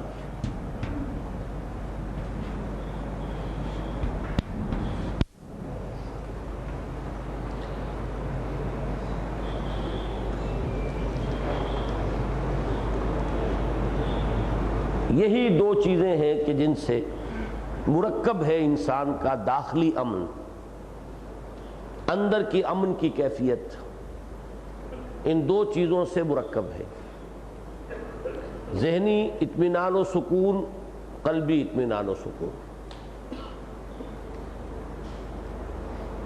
ذہنی اطمینان یا سکون حاصل ہوتا ہے اس اعتبار سے کہ ایمان علم ہے، علم حقیقت، علم نور ہے، روشنی ہے۔ اندھیرے میں انسان گھبراتا ہے اور روشنی میں انسان کو اطمینان حاصل ہوتا ہے۔ ابھی یہاں روشنی ہے، مجھے معلوم ہے میرے دائیں کون ہے، بائیں کون ہے، آگے کون ہے، پیچھے کون ہے، راستہ صاف ہے یا رکاوٹ ہے، سب معلوم ہے، تو اطمینان ہے۔ ابھی اندھیرا ہو جائے تو اطمینان نہیں رہے گا، پتہ نہیں دائیں کون ہے، کون بڑھ رہا ہے، بائیں سے کون آ رہا ہے، راستے میں کیا رکاوٹ ہے۔ اندھیرے میں بے چینی ہوگی اور روشنی میں اطمینان ہوگا۔ اب یوں سمجھیے کہ ایک اندھیرا یہ ہے مادی اندھیرا اور مادی روشنی، ایک ہے وہ آفاقی سطح پر یہ جو مادی نور ہے، اس وقت کی روشنی یہ ظہور اشیاء کا سبب بنتی ہے، ہمیں معلوم ہوا کون کیا ہے، دائیں کیا ہے، بائیں کیا ہے، ظہور اشیاء کا ذریعہ۔ اور جو حقائق آفاقی کائناتی ان کا ظہور ایمان کے ذریعے ہوتا ہے۔ میں کون ہوں، زندگی کی منزل کیا ہے، میرا پیدا کرنے والا کون ہے، اس سے میرا ربط و تعلق کیا ہے، یہ ساری چیزیں۔ وہ دو اشعار میں نے کوٹ کیے ہیں اپنی کسی تحریر میں، غالباً نبی اکرم صلی اللہ علیہ وسلم کا مقصد بعثت، کہ نہ ابتدا کی خبر ہے نہ انتہا معلوم، رہا یہ وہم کہ ہم ہیں سو یہ بھی کیا معلوم۔ نہ ابتدا کی خبر ہے نہ انتہا معلوم، بلکہ پہلا شعر جو ہے وہ یوں ہے کہ سنی حکایت ہستی تو درمیاں سے سنی، نہ ابتدا کی خبر ہے نہ انتہا معلوم۔ جب تک یہ ایمان کے حقائق روشن نہ ہو ہمیں زندگی کے نہ ابتدا کا علم نہ انتہا کا علم، کہاں سے چلے تھے کہاں جا رہے ہیں کچھ پتہ نہیں، بس یہ کہ رواں دواں ہے، یہ قافلہ زندگی چل رہی ہے۔ اس کی سادہ ترین مثال میں دیا کرتا ہوں کہ آپ لاہور سے کراچی جانے کے لیے ریل میں بیٹھ گئے، آپ کی بیوی بچے گھر بار لاہور میں ہے، کراچی آپ کسی کام سے جا رہے ہیں، سم پیس آف بزنس، وہ آپ کو معلوم ہے کہاں جانا ہے، کس سے ملنا ہے، کہاں ٹھہرنا، سب کچھ ہے۔ آپ ریل گاڑی میں بیٹھے تھے، اوپر سے کوئی ٹرنک گرا آپ کے سر پر اور اس صدمے کی وجہ سے یادداشت زائل ہو گئی، میموری نہیں ہے، کچھ پتہ نہیں میں کہاں سے چلا ہوں، کوئی بیوی بچے ہیں، کوئی گھر بار ہے تو کہاں ہے کہاں نہیں ہے، جا کہاں رہا ہوں، کام کیا کرنا تھا، کہاں ٹھہرنا ہے، کس مقصد سے سفر کر رہا ہوں۔ ہاں یہ نظر آ رہا ہے کہ ریل گاڑی ہے، ڈبہ ہے، آپ بیٹھے ہیں، لوگ بیٹھے ہیں، آپ دیکھتے ہیں کہ گاڑی رکتی ہے، کوئی چڑھ گیا ہے، کوئی اتر گیا، بس یہ بات دیکھ رہے ہیں آپ۔ کس قدر الجھن ہوگی کسی شخص کو اس میں۔ یہ ہے در حقیقت مثال اس شخص کی جسے کچھ پتہ نہیں، کہاں سے آیا ہوں کہاں جا رہا ہوں۔ فرق صرف یہ ہے کہ ریل گاڑی کا ڈبہ چھوٹا ہوتا ہے، یہ جو ریل گاڑی ہے جس میں ہم چل رہے ہیں بہت بڑی ہے، اس میں سینما بھی ہے، اس میں فلاں کھیل بھی ہے، اس میں ٹیلی ویژن بھی ہے، اس میں آپ منہمک رہتے ہیں، یہ بات دوسری ہے۔ باقی مثال وہ یہ کچھ پتہ نہیں، کوئی پیدا ہو گیا ڈبے میں سوار ہو گیا، کوئی اتر گیا اسے آپ نے قبر میں اتار دیا، کوئی آ رہا ہے کوئی جا رہا ہے، چلے جا رہے ہیں، کھا پی رہے ہیں، جیسے کہ سمندری جہاز ہوتے ہیں اس میں سینما بھی لگا ہوا ہے، تھیٹر بھی ہے، کلب بھی ہے، کھائیں پیئیں، یہ ہے زندگی۔ جو تو اس میں مگن ہو جاتے ہیں انہیں چنتا نہیں ہوتی، اور جن کے ذہن میں وہ سوالات اٹھ جاتے ہیں تو پھر ان کے لیے تو ایک ایک پل دوبھر ہوتا ہے جب تک کہ وہ حقائق معلوم نہ ہو، اور ان حقائق کے مجموعے کا نام ایمان ہے۔ اسی شعر کا جو آخری جو کسی نے اس کو منطقی انتہا تک پہنچایا، پہلا شعر کیا تھا؟ سنی حکایت ہستی تو درمیاں سے سنی، نہ ابتدا کی خبر ہے نہ انتہا معلوم۔ دوسرے شعر میں دوسرا مصرع پہلا ہو گیا ہے، اور منطقی انتہا کیا ہے؟ نہ ابتدا کی خبر ہے نہ انتہا معلوم، رہا یہ وہم کہ ہم ہیں سو یہ بھی کیا معلوم۔ یہ وہ سکیپٹسزم ہے، ایگنوسٹسزم، سکیپٹسزم، یہ دو الفاظ ذہن میں رکھیے۔ لا ادریت، ہمیں کچھ پتہ نہیں، فلسفے کی ایک انتہا لا ادریت ہے، اور اسی کا ایک ایڈیشن سمجھیے وہ ارتیابیت ہے، شکوک و شبہات، شاید یوں ہو شاید یوں ہو، شاید ایسا ہے شاید ایسا ہے، تو ٹامک ٹوئیاں مارے گا آدمی، اور جب یہ حقائق سامنے آئے تو ایک اطمینان ہوا، چولے فٹ بیٹھ گئیں، ہر شے کی پوری پوری توجیہ ہو گئی۔ تو پہلا تو یہ کہ ذہنی سکون حاصل ہوا اس ایمان کے ذریعے، دوسرا ہے قلبی اطمینان۔ یہ در حقیقت اللہ کے ساتھ ایک تعلق ذاتی کے نتیجے میں وجود میں آتا ہے۔ میرا رب ہے، وہ میرا بہی خواہ ہے، میرا دوست ہے، میرا خیر خواہ ہے، کل کائنات اس کے قبضہ قدرت میں ہے،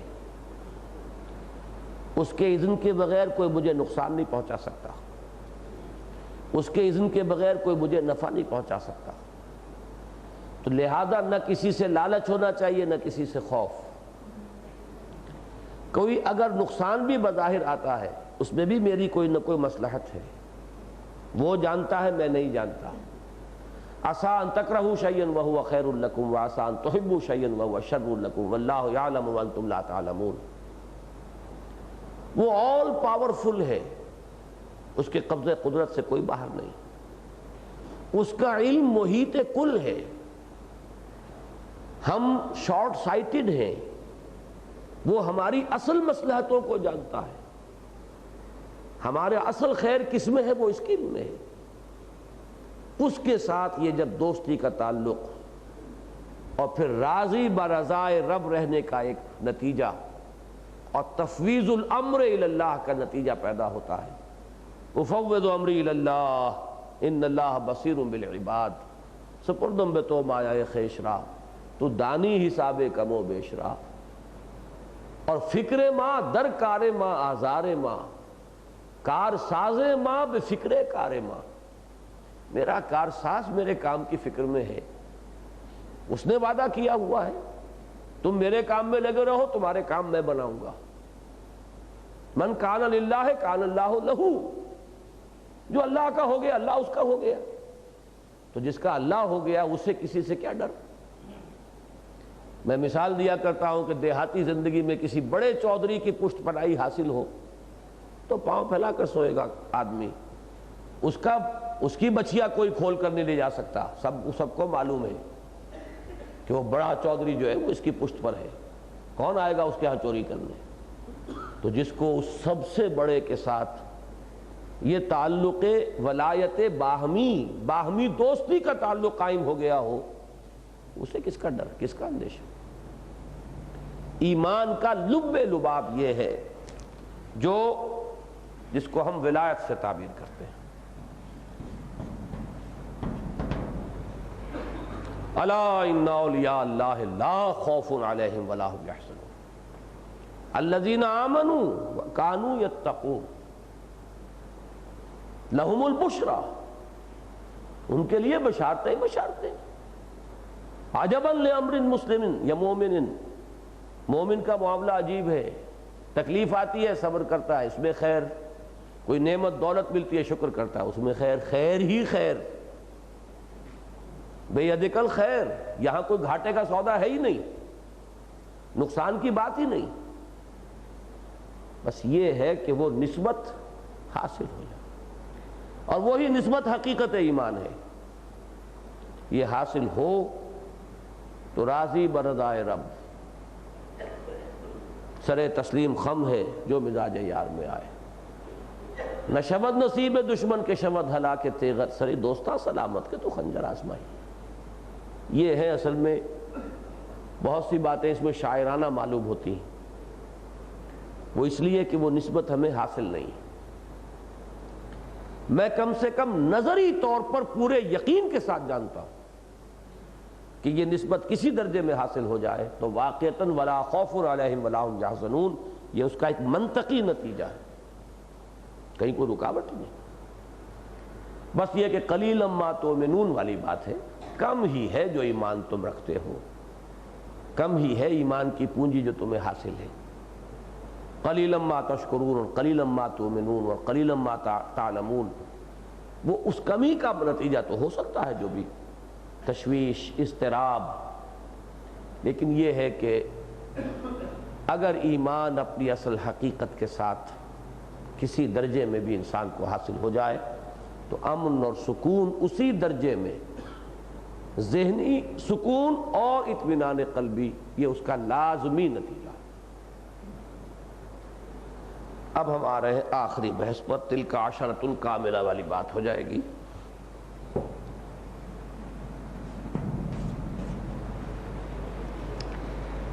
ایمان کے اجزاء ترکیبی،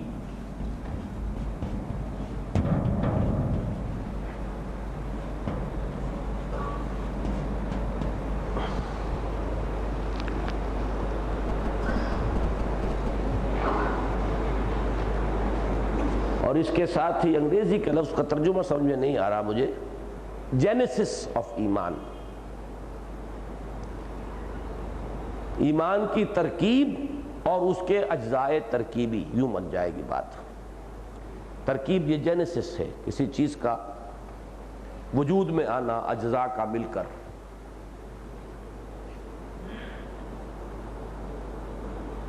ذرا مشکل مضمون ہے، لیکن یہ کہ میں چاہتا ہوں کہ یہ مکمل ہو جائے، یہ آخری بحث ہے اس کی۔ پہلی بات یہ جان لیجئے، جو پہلے میں عرض کر چکا ہوں، وہ فیکلٹیز جو انسان کے اندر رکھی گئی، ایمان ہر انسان کے دل میں ہے۔ یہ باہر سے ٹھوسی جانے والی شے نہیں ہے، یہ اس کی فطرت میں ہے، اور اس کا تعلق کس شے سے ہے؟ اس کے وجود حیوانی سے نہیں، اس روح ربانی کے ساتھ ہے۔ جب وہ وہاں ہے تو یہی در حقیقت ایمان کا منبع، ایمان کا سرچشمہ ہے، فطرت میں ہے۔ روح کا مسکن قلب ہے، اسی لیے ہم کہیں گے کہ قلب میں ایمان ہے۔ یہ ایک آئینہ ہے، ایک شیشہ ہے، اس کے اندر وہ قندیل روشن ہے۔ ہاں اس پر غلاف آ جاتے ہیں، اس پر دھواں چڑھ جاتا ہے۔ لالٹین اس کے اندر دھواں ہو جائے تو بتی ہے، جل رہی ہے، روشنی باہر نہیں آئے گی۔ اس کے اوپر حجابات آ جاتے ہیں، اس پر گردہ آ جاتا ہے۔ اصل میں ایمان کا جینیسس، ایمان کا وجود میں آنا، یہ پروسیس در حقیقت اس اندر کے ایمان کو اجاگر کرنے کے لیے خارج میں نور وحی، یہ نور وحی زوردار روشنی جب پڑتی ہے، اس سے وہ اندھیرے کافور ہوتے ہیں، حجابات اٹھتے ہیں، وہ جو دھواں آ گیا تھا وہ تحلیل ہوتا ہے، اور وہ اندر کا نور پورے طور پر جلوہ آرا ہو جاتا ہے۔ تو ایمان کے اجزاء ترکیبی ہوئے دو، ایک نور فطرت جو اندر ہے، ایک نور وحی جو خارج سے ان حجابات کو، ان پردوں کو، ان غلافوں کو، اس دھوئیں کو زائل کرنے کا ذریعہ بنتا ہے۔ پہلی بات میں نے وہیں بتا دی تھی، ایمان نور ہے، اور یہ ہم پڑھ چکے کہ ایمان اصلاً ایمان باللہ کا نام ہے۔ یہ صغرا کبرا ہو گیا تو جڑ گئی آیت، اللہ نور السماوات والارض، اللہ ہے آسمانوں اور زمین کا نور۔ ایمان در حقیقت ایک نور ہے، اور یہ نور دو نوروں سے مل کر بنا ہے۔ مثل نورہ کمشکات فیہا مصباح، اس کے نور کی مثال، اس کے ایمان کی مثال، نور کے لفظ کی جگہ اب یہاں کر دیجئے ایمان، ایسے ہے جیسے ایک شیشہ ہے، ایک چمنی ہے، ایک گلوب ہے، فیہا مصباح، اس کے اندر ایک چراغ ہے، روشن ہے۔ الزجاجہ مثل نورہ کمشکات فیہا مصباح، المصباح فی زجاجہ، ایک تاک ہے، تاک میں ایک دیا ہے، دیا ایک چمنی میں ہے، گلوب میں ہے، ایک شیشے میں ہے۔ الزجاجۃ کانہا کوکب دری یوقد من شجرۃ مبارکۃ زیتونۃ لا شرقیۃ ولا غربیہ، اور وہ جو اندر دیا ہے اس میں ایک ایسے اعلیٰ اور پاک اور صاف اور شفاف زیتون کے درخت کا تیل جل رہا ہے، وہ درخت نہ شرقی نہ غربی، آفاقی، اور اس کا تیل اتنا صاف ہے، یکاد زیتھا یضیء ولو لم تمسسہ نار، اس کا تیل بھڑک اٹھنے کے لیے بیتاب ہے، نغمے بیتاب ہے تاروں سے نکلنے کے لیے، چاہے اسے ابھی آگ نے چھوا نہ ہو،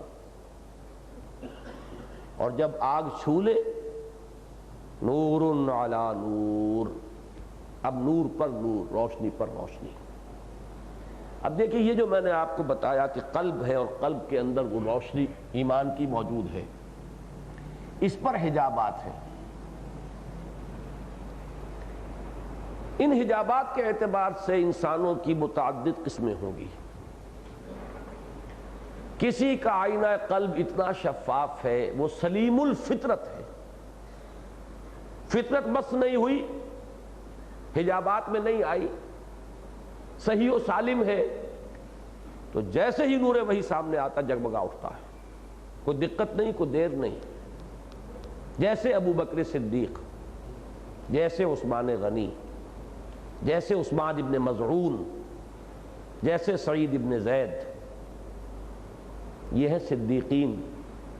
اور انبیاء بھی اصلاً اسی کیٹیگری میں ہوتے ہیں، نور فطرت کے سلیم ہونے اور صحیح ہونے، اس میں صدیقین انبیاء سے بہت قریب۔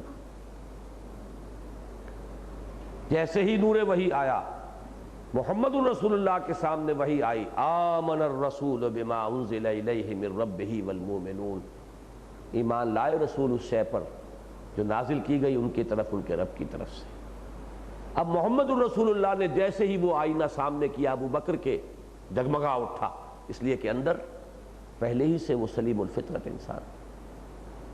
کسی کے اوپر زیادہ غلاف ہیں، دیر لگتی ہے، وقت لگتا ہے، محنت کرنی پڑتی ہے، جیسے جیسے غلاف چھٹیں گے، جیسے جیسے دھواں تحلیل ہوگا، وہ روشنی اندر ہی کی ہے، وہ ہے وہی فطرت، نور فطرت۔ لیکن یہ کہ باہر سے نور وحی جو ہے وہ اس کے حجابات کو دور کرنے، اسی لیے وحی کے لیے لفظ آتا ہے ذکر، یاد دہانی، ذکرہ، تذکرہ، یاد دہانی کی شے ہے اندر موجود، صرف ذہول ہو گیا ہے، توجہ نہیں رہی ہے، کسی اور چیز میں لگے ہوئے ہیں، یاد دہانی۔ تو ایمان کے اجزاء ترکیبی، نور فطرت، نور وحی۔ اب ایک اور پہلو سے سمجھیے اسے، نور وحی کس طور سے عمل کرتا ہے، اس کو زیادہ تحلیل کر کے، زیادہ تجزیے کے ساتھ سمجھیے۔ قرآن مجید لفظ آیت کو استعمال کرتا ہے اس فلسفے کو سمجھانے کے لیے، نشانی، آیات۔ نشانی کا اصل کیا مفہوم ہے؟ نشانی سے کوئی چیز یاد آتی ہے۔ آپ کے دوست نے آپ کو ایک قلم دیا تھا، وہ قلم آپ نے سنبھال کر کہیں اس کی نشانی کے طور پر کسی ٹرنک میں رکھ لیا، اب سال ہا سال ہو گئے ہیں، اس سے ملاقات نہیں ہوئی، کبھی ذہن میں یاد آتی نہیں اس کی، بھول گئے آپ اس کو۔ اچانک کسی روز آپ نے ٹرنک کھولا، وہ قلم دیکھتے ہی اچانک دوست یاد آ گیا، یہ نشانی تھی جس سے وہ شے یاد آ گئی، جس کی اس کے ساتھ ایسوسیشن تھی۔ یہ نہیں ہے کہ کسی نے اب آپ کو دوست کا علم دیا، دوست کا علم تو آپ کے اندر تھا، وہ آپ کی یادداشت کے ذخیرے میں ذرا نیچے اتر گیا تھا۔ یہ جیسا ڈسٹرکٹ کورٹس کے ساتھ ہوتا ہے، محافظ خانہ، بہت بڑا محافظ خانہ ہے یہ ہمارا دماغ، اس میں تہ بر تہ جو ہے فائلیں لگی ہوئی ہیں، وہ فائل بہت نیچے دب گئی تھی، لیکن اس قلم کو دیکھتے انسٹنٹینیسلی، کوئی ٹائم نہیں لگا اس میں، انسٹنٹینیسلی، دفعتاً دوست یاد آ گیا۔ آیت جو ہے وہ اللہ کو یاد کروا دیتی ہے، اللہ کا علم دیتی نہیں ہے، علم تو ہے اندر، آیت تذکیر کرتی ہے، ذکر بالقرآن من یخاف وعید، آیت یاد دلاتی ہے، آیت گہرائی جو ہے یادداشت کی اس میں سے ابھار کر کسی شے کو آپ کی شعور کی سطح پر لے آتی ہے، آیت کا کام یہ ہے۔ اب دیکھیے قرآن نے آیت کے لفظ کا اطلاق کیا تین پر، آفاقی، انفسی اور قرآنی۔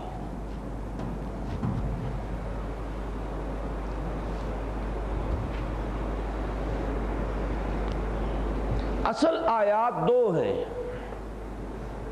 آفاقی اور انفسی۔ یہ دیکھو سورج، چاند، زمین، آسمان، یہ اللہ کی نشانیاں ہیں، تمہارے اپنے اندر بھی اللہ کی نشانیاں ہیں۔ ان آیات کی طرف متوجہ کرتی ہے آیات قرآنیہ، ان کی طرف منعطف کراتی ہیں ہماری توجہ کو آیات قرآنی۔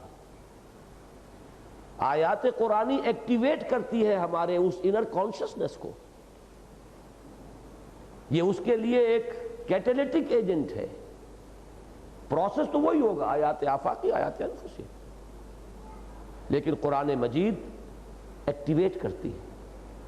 آیات قرآنی ہمارے اس پروسیس کو شروع کرنے والی ہے، اور اس کے ذریعے سے وہ علم اللہ کا، وہ معرفت اللہ کی، وہ ایمان اللہ پر جو ہماری فطرت کے اندر مضمر تھا، آیات آفاقیہ یا آیات انفسیہ کے حوالے سے اس کے ذریعے سے تذکیر ہو جاتی ہے، یاد دہانی ہو جاتی ہے۔ اسی اعتبار سے انسانوں کی دو قسمیں ہوں گی، ایک وہ جو آیات آفاقیہ سے زیادہ سمجھتے ہیں، اور ایک وہ جو آیات انفسیہ سے زیادہ سمجھتے ہیں۔ سائیکالوجی کی اصطلاح میں ایکسٹروورٹس انٹروورٹس، یہ دو کیٹیگریز ہیں۔ کچھ لوگ ایسے ہیں جو خارج میں زیادہ دلچسپی رکھتے ہیں، ان کے لیے یہ ہے کہ کھول آنکھ، زمین دیکھ، فلک دیکھ، فضا دیکھ۔ ان فی خلق السماوات والارض واختلاف اللیل والنہار والفلک التي تجری فی البحر بما ينفع الناس وما انزل اللہ من السماء من ماء فاحیا به الارض بعد موتها وبث فیہا من کل دابۃ وتصریف الریاح والسحاب المسخر بین السماء والارض لآیات لقوم یعقلون۔ کھول آنکھ، زمین دیکھ، فلک دیکھ، فضا دیکھ۔ افلا ينظرون الى الابل كيف خلقت والى السماء كيف رفعت والى الجبال كيف نصبت والى الارض كيف سطحت۔ یہ ایک پروسیس ہے، اور دوسرا پروسیس ہے وفي انفسكم افلا تبصرون۔ اس کے لیے اقبال کا مصرع ذہن میں وہ رکھیے، اپنے من میں ڈوب کر پا جا سراغ زندگی، یہ اندر۔ اور بہترین شعر ہے بے دل کا، ستم است گر ہوست کشد کہ بے سیر سر و سمندرا تجھے غنچہ کم نہ دمیدئی درے دل کشا بچمندرا۔ بڑے ستم کی بات ہے کہ تم باہر کے چمن دیکھتے پھر رہے ہو، جا رہے ہو باغ میں اور پھول کو دیکھ رہے ہو اور پتوں کو دیکھ رہے ہو اور گھاس کو دیکھ رہے ہو، تم خود ایک دمکتے ہوئے پھول ہو۔ اپنے اندر جھانکو، دل کے کواڑ کھولو، اپنے اندر کے چمن میں آؤ۔ ستم است گر ہوست کشد کے بے سیر سر و سمندرا تجھے غنچہ کم نہ دمیدئی در ایک دل کشا بچمندرا۔ یہ دونوں طریقے ہیں، اور اس کو سورہ قاف میں بیان کیا گیا۔ اب دیکھیے، ان فی ذالک لذکرا، اس قرآن میں ذکرہ ہے، لمن کان لہو قلب، یا تو دل زندہ ہے، باطن جو ہے اسی کے حوالے سے بات سمجھ میں آ جائے گی، اور وہ ایکٹیویٹ ہو جائے گا انر کانشسنس میں، اللہ کا علم اور اللہ کا یقین، اللہ کی محبت۔ ان فی ذالک لذکرا لمن کان لہ قلب او القی السمع وہو شہید، یا وہ پوری طرح توجہ دے کر اور اپنی توجہ کو مستحضر کر کے بات سنے۔ یہ دو راستے ہیں۔ اب یہ سمع اور بصر، آنکھ کھول، زمین دیکھ، سنو، اور اس سے اللہ کو پہچانو۔ قرآن اس کو ایکٹیویٹ کرتا ہے، اس انر کانشسنس کو۔ اس کو یوں تعبیر کر لیجئے کہ ایک نور وحی ہے، ایک نور فطرت ہے۔ ان دونوں نوروں کے امتزاج سے نور علی نور ہو کر انسان کے اندر ایمان کا نور پیدا ہو جاتا ہے۔ اسی میں ایک، ذرا اس کو صاف کریں، بس یہ 5 منٹ ابھی ہیں میرے پاس، اور میں یہ ختم کر دوں بات۔ اللہ کا شکر ہے کہ 3 گھنٹے میں یہ بات، کتاب الایمان میری آج پوری ہو گئی ہے۔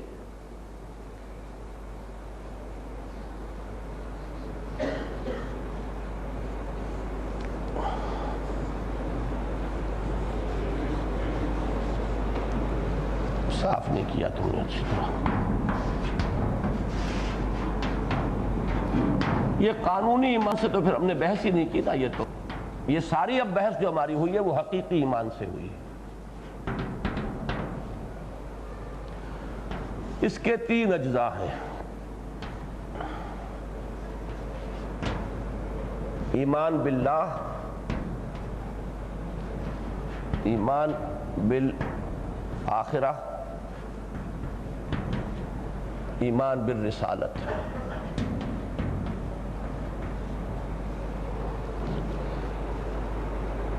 ان دونوں کو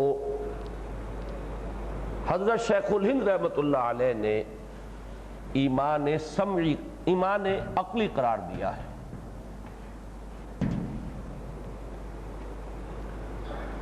سلیم الفطرت انسان عقل سلیم کی روشنی میں جب غور و فکر کرے گا ان دونوں چیزوں تک خود پہنچ جائے گا. اس کے بعد یہ ہے ایمان سمعی.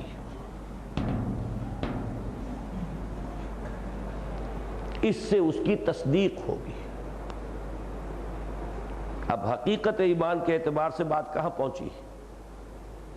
قانونی اعتبار سے ایمان نام تھا تصدیق النبی کا. اس جگہ سے جب ہم چلے ہیں تو نبوت کے ذریعے سے تصدیق ہوتی ہے ان اشیاء کی کہ جو انسان کے قلب کے اندر مضمر ہے. کہ دیکھنا تقریر کی لذت کے جو اس نے کہا، میں نے یہ جانا کہ گویا یہی میرے دل میں تھا. سلیم الفطرت سلیم العقل انسان، جس کی کہ مثال ہمارے درس نمبر 3 میں حضرت لقمان، سلیم الفطرت سلیم العقل انسان. وَلَقَدْ آتَيْنَا لُقْمَانَ الْحِكْمَةَ أَنِ اشْكُرْ لِلَّهِ. ایمان باللہ، ایمان بالآخرہ. یا بنی انہا ان تک مثقال حبۃ من خردل فتکن فی صخرۃ او فی السماوات او فی الارض یأت بها اللہ. یہاں تک لقمان پہنچ گئے. آگے کی بات وہ نہیں کر سکتے اس لیے کہ نبی نہیں ہے. جنت دوزخ کا تذکرہ نہیں ہو سکتا ان کے ہاں، لیکن یہ کہ ہوگا ضرور، بدلہ مل کر رہے گا. اس کے بعد یہ کہ اگر کہیں کسی نبی کی دعوت ان کے کانوں میں آتی تو کیا ایک لہجے کا پس و پیش بھی کرتے لقمان؟ وہ تو بات تو ان کے اپنے دل کی تھی، وہی نے تو اس کی تصدیق کی ہے. یہ ہے مقام صدیقیت. ان کے اندر وہ ایمان ہوتا ہے، اس کی تصدیق انہیں ملتی ہے اور لپکتے ہیں بغیر ایک لہجے کے انتظار کے، بغیر کسی پس و پیش کے. جو حضور نے فرمایا کہ جس کے سامنے بھی میں نے ایمان کی دعوت رکھی اس نے کچھ تھوڑا پس و پیش ضرور کیا، سوائے ابو بکر کے کہ اس نے ایک لہجے کی تاخیر نہیں، کیونکہ وہ تو وہاں تھا. ان کے لیے تو در حقیقت وہ اپنی بات کی تصدیق ہو رہی ہے. دیکھنا تقریر کی لذت کہ جو اس نے کہا، میں نے یہ جانا کہ گویا یہ بھی میرے دل میں. اور اس کے لیے ہے در حقیقت اس پوری بحث کے لیے ہمارے منتخب نصاب میں سورہ آل عمران کا آخری رکوع، ان فی خلق السماوات والارض واختلاف اللیل والنہار لآیات لأولی الالباب. آیات آفاقیہ سے ایمان باللہ تک پہنچے. مزید غور و فکر کیا، الذین یذکرون اللہ قیاما وقعودا وعلی جنوبہم ویتفکرون فی خلق السماوات والارض ربنا ما خلقت ھذا باطلا. دوسری بات یہ سامنے آئی کہ اس کائنات میں کوئی شے بغیر حکمت کے نہیں، بغیر غرض و غایت کے نہیں. تو کیسے ہو سکتا ہے کہ ہماری زندگی بے غرض و غایت ہو؟ کوئی نہ کوئی نتیجہ نکلے گا. مورل لا ودن جو ہے وہ مستلزم کرتا ہے اس کو کہ جزا ہو، سزا ہو. لہذا ربنا ما خلقت ھذا باطلا سبحانک فقنا عذاب النار. یہاں تک تو پہنچ گئے. خود اسی مقام پر شیخ الہند نے ایمان عقلی اور ایمان سمعی کی اصطلاحات استعمال کی. اس کے بعد اب جب ان لوگوں کے کانوں میں آواز آتی ہے ربنا اننا سمعنا منادیا ینادی للایمان ان آمنوا بربکم فآمنا ربنا فاغفر لنا ذنوبنا وکفر عنا سیئاتنا وتوفنا مع الابرار. ایمان عقلی اور ایمان سمعی سے اس ایمان حقیقی کی تکمیل ہوتی ہے. دعا کیجئے کہ اللہ تعالی ہمیں وہ ایمان حقیقی نصیب فرمائے، اور جو بھی یہ حقائق علمیہ کہہ لیں یہ دین کی حکمت ہے، یہ ہمارے دین کا اصل فلسفہ ہے۔ بعض لوگوں کے لیے جنہیں زیادہ مناسبت نہیں ہے، شاید اس میں تکلف محسوس ہوا ہو، لیکن یہ کہ واقعہ یہ ہے کہ دین کی جڑ اور بنیاد ایمان ہے، اور ہم بہت عرصے سے اس مغالطے میں ہیں کہ ایمان تو ہے ہی ہے، اصل میں تو عمل کی کمی ہے، چلو آگے بڑھو۔ یہی در حقیقت سب سے بڑی غلطی ہے۔ اس دور کے بڑے بڑے داعیان دین نے اور مفکرین دین نے یہ ٹھوکر کھائی ہے کہ ایمان کو ٹیکن فار گرانٹڈ لے کر وہ آگے بڑھے ہیں اسلام اور عملی تقاضے اور جد و جہد۔ اور ظاہر بات ہے کہ اس پوری تقریر سے بھی ایمان پیدا نہیں ہوگا، لیکن یہ ہے کہ اس کی اہمیت، اس مسئلے کے کتنے پہلو ہیں، یہ کس قدر گمبھیر موضوع ہے، کتنا اساسی ہے، کتنا بنیادی ہے، اس میں ذرا سی ٹھوکر کہاں سے کہاں پہنچا دیتی ہے، ذرا سی غلطی کہ رفتمس کہ خارز پاکشم محمل نہا شد از نظر یک لحظہ غافل گشتم و ست سالہ راہم دور شد۔ تو ان حقائق کو پہلے علمی طور پر سمجھیں گے تو پھر یہ ہے کہ انسان، اس آخری بحث سے یہ بات بھی سامنے آ گئی کہ وہ جو ہم کہتے ہیں کہ ایمان کا منبع اور سرچشمہ قرآن ہے، وہ کس پہلو سے؟ کہ اصل میں وہ انر کانشسنس جو ڈورمنٹ ہوتی ہے، اس کو ایکٹیویٹ کرنے والی شے آیات قرآنیہ ہے، وہ نور وحی ہے، ورنہ اصل میں تو ایمان انسان کے اندر ہے۔ مولانا روم کی میں نے آپ کو حکایت سنائی ہے، کسی درس میں آپ نے سنی ہوگی، کہ ایک بچے کی مثال اور ایک مصور سنگ تراش کی کا مکالمہ، کہ بچے نے اپنے والد سے، جو سنگ تراش تھے، مصور تھے، مجسمہ ساز تھے، پہاڑوں کی چٹانوں کو کے اندر کھود کر وہ بناتے تھے شیر، ہاتھی، چیتا۔ بچے نے پوچھا، ابا جان یہ آپ کہاں سے بناتے، کیسے بناتے؟ تو باپ نے کہا، بیٹا میں بناتا نہیں ہوں، شیر اس چٹان میں تھا، اس پر کچھ پردے تھے، میں نے وہ پردے ہٹائے ہیں، اس کے ذہن میں وہ تصور آیا ہے اور اسے معلوم ہے یہاں سے اتنا کھودوں گا، یہاں سے اتنا کھودوں گا، وہ اس نے پردے ہٹائے ہیں، شیر تو تھا۔ تو اللہ پر ایمان دل میں ہے۔